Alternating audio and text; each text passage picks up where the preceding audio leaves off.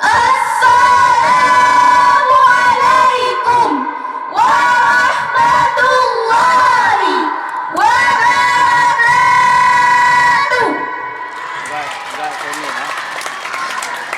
Alhamdulillah, alhamdulillahi rabbil alamin. Wassalatu wassalamu ala asyrafil anbiya'i wal mursalin wa ala alihi wa sahbihi ajmain. Amma ba'du.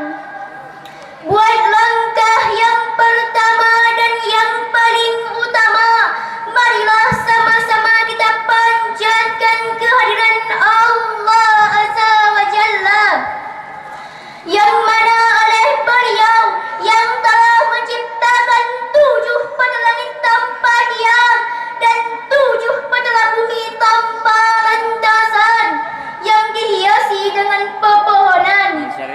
Salawat bermahkotakan salam, marilah sama-sama kita sanjung sadikan ke pangkuan Nabi besar Muhammad sallallahu alaihi wasallam. Beliau laksana payung di kala hujan, laksana lampu di kala kegelapan.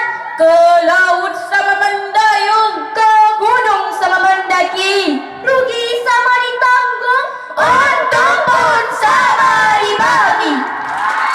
Dan kepada al-sahabat beliau sekalian, kata-kata ta'zim wal ikraman kami kepada pendiri Darussaada, yaitu almarhum Abu Yad bin Raya, Allahumma ighfir lahu. Kata-kata ta'zim wal ikraman kami selanjutnya kepada pimpinan YPI Darussaada Aceh cabang Gampang Tengah, yaitu abang bunda sekeluarga.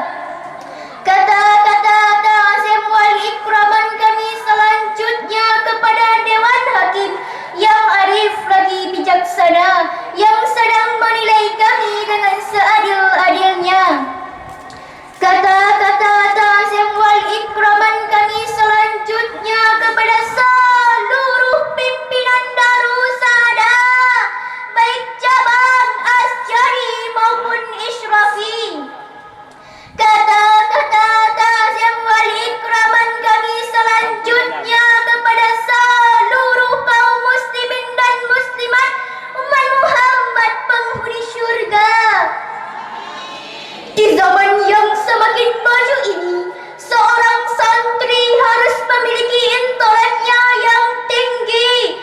Di samping perkembangan teknologi yang semakin pesat, seorang santri harus menyeimbangi antara kehidupan dunia dan akhirat.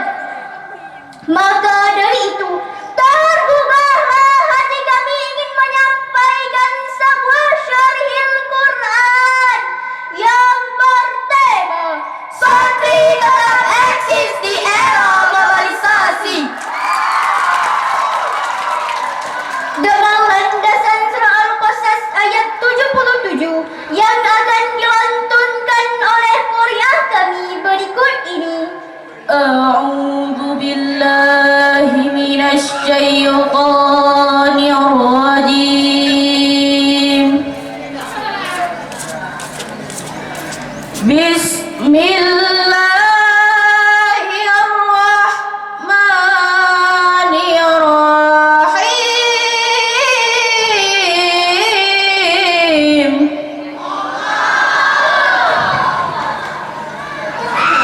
Wabtaghi fima ataqallahu daral akhirah wala tansa nasibaka minad dunya ahsin kama ahsanallah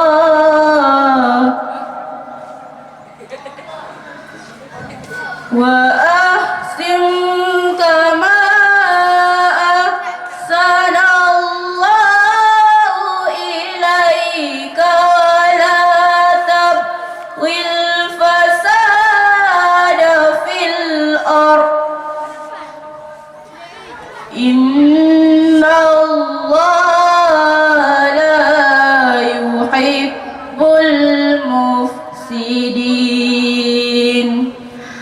Hamba berlindung kepadamu ya Allah dari godaan syaitan yang terkutuk dengan menyebut namamu ya Allah yang maha pengasih, maha penyayang.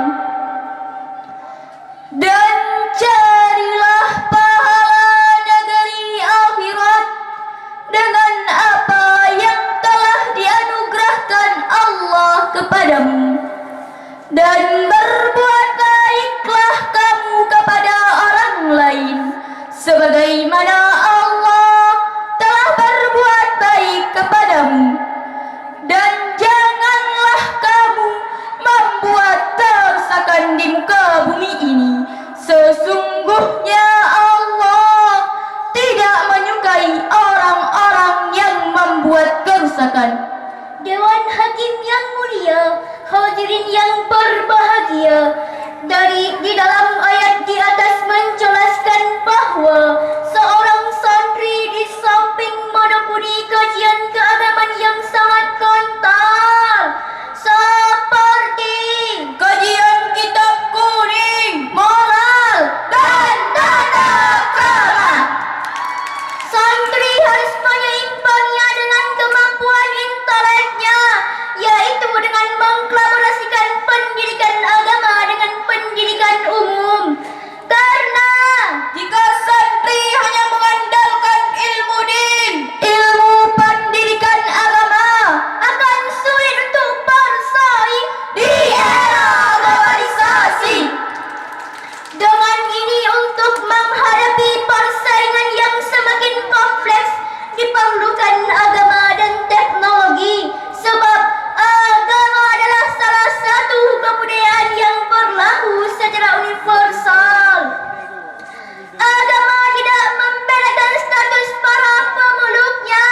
Setiap orang diwajibkan menjalankan semua hal yang diperintahkan oleh agama dan menjauhi segenap larangan tanpa terkecuali. Agama tidak mengajarkan kejahatan kepada pemeluknya.